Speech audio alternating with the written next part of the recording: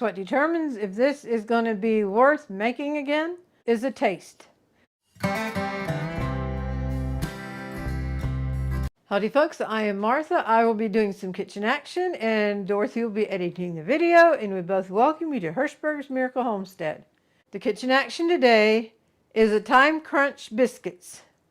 We are crunched for time and we needed something quickly to put together.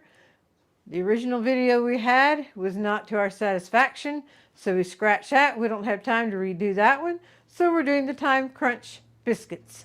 We'll come in, go across the 5 ingredients we need, and then we'll get started. We will need all-purpose flour, salt, baking powder, sugar, and heavy whipping cream. And the all-purpose flour is sifted. Okie dokie, it sounds very simple to put together, so we will hop right to it.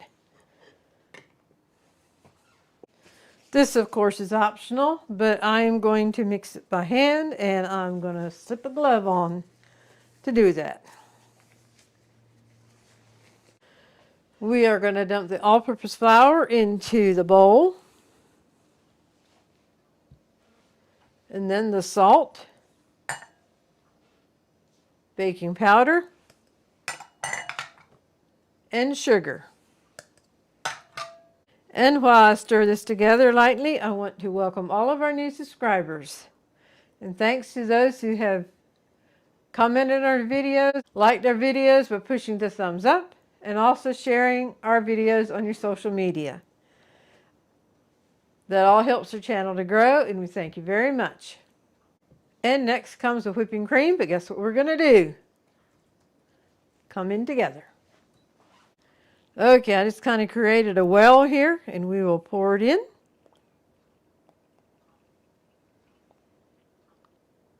I told Dorothy this seems like a lot of cream for the amount of flour it is, but that's what they said. It also seems different making a bread item using all-purpose flour instead of a bread flour. But that's part of the instructions we'll follow. And part of it, we're doing our own thing. Okay. And now stir until combined.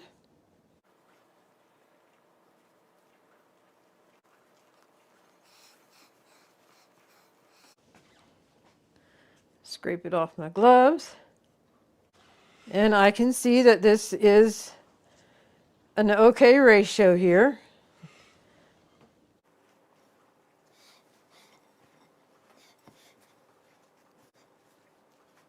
Okay, now what I'm going to do, get it off my fingers again.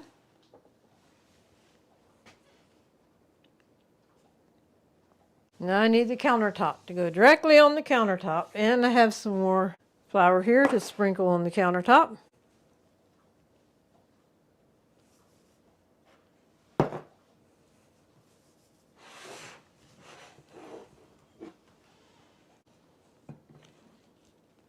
You don't want to overwork the biscuits, so we'll go ahead and put them out. You also don't want dry pockets of flour anywhere. I didn't know how it was going to work out, so I do have a rolling pin available if I want to use that to roll it out. The suggestion was given to scoop it out with a 1/4 cup scoop. But Dorothy and I talked about it, and we decided we're just going to use the rolling pin and use a cutter for it. We've used this for multiple things already. I'm dipping in a little bit of the flour. Hopefully it won't stick to the cutter. Drop it back down. I have no idea how many of these will make, so I don't have a pan greased yet, but we will get to that.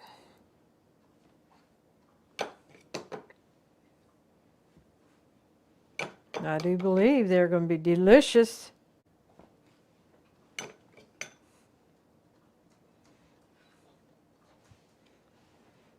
Now, let me get a pan.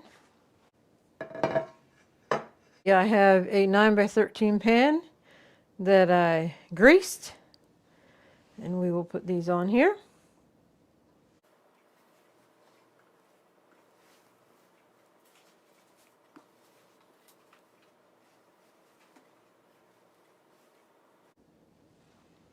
Now we'll just push this together and create some more biscuits.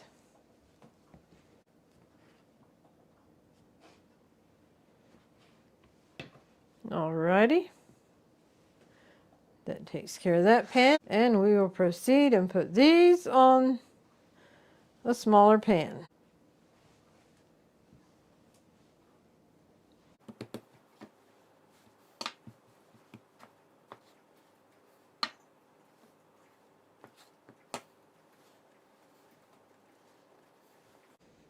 And the last one I will just roll up in my hand. There we go. Now I will cut the oven on to 375. The recipe suggested to have the oven preheated before we mix it together, but to us it seemed like the dough needs rest time after being worked. So anyway, that was one change that we made for our time crunch biscuits, is to let them rest now while the oven is preheating. In the meantime, I can clean up and regroup here. Okie dokie, as you can see, I did regroup. I cleaned up, and this is ready for the oven. The oven is preheated to 375. And something else I regrouped with, I have supper in the microwave. We're having leftover chicken chow mein over rice, and we can show you a platter of that when it's hot and out of the microwave. In the meantime, we'll get the time crunch biscuits in the oven.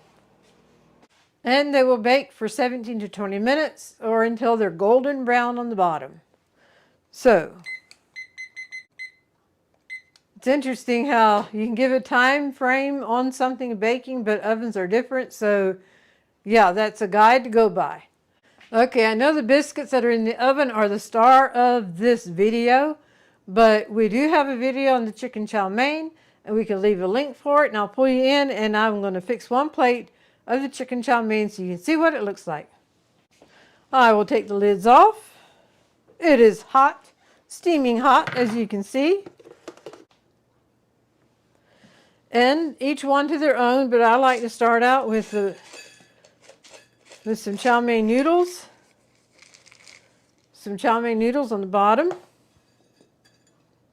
And the chow mein directly on top of that.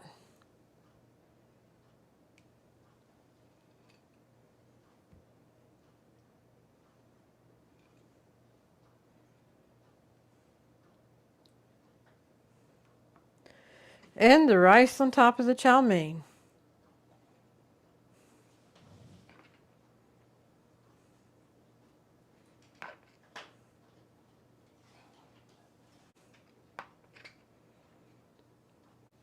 And there we have it, chicken chow mein. And no, we did not make the biscuits to go with tonight's supper. But like we mentioned in the beginning, that the video I did, it did not turn out to our satisfaction. So we scratched that video to put on YouTube, and we needed something quickly. So we put the biscuits together. It just happened to come at the same time supper is, so I'm sure we'll try them. We will leave a link for the chicken chow mein. And also we had a little pepper haul from our pepper plants out there, so I thought that would bring some color to the countertop. All right. Okay, we have biscuits in the oven. I think they're ready to come out. We'll check them.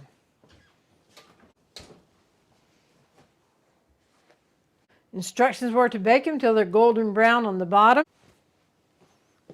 I'm going to burn my finger a little bit. Is it golden brown? Looks good. Okie dokie, folks. What determines if this is going to be worth making again, of course, is a taste. So we're going to cut two of them open. We're going to put butter on one. And we didn't have peach jam, but I had made some peach syrup here a week or so ago.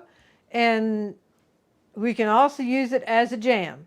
So we have two biscuits on here, one for butter and then one for the peach syrup, standing in for the jam.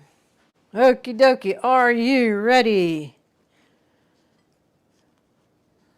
Going around the circle of it and going in toward the middle. Going back to the end, and it should flip right open. And we will start with the butter first. Whoop! That made my knife warm being in there.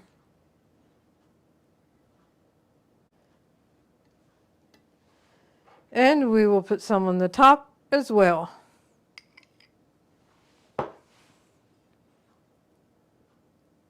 We'll just let that kind of melt down over. Same way, we'll slice it open. Okie dokie. The lid coming off of the peach syrup. Standing in for the jam.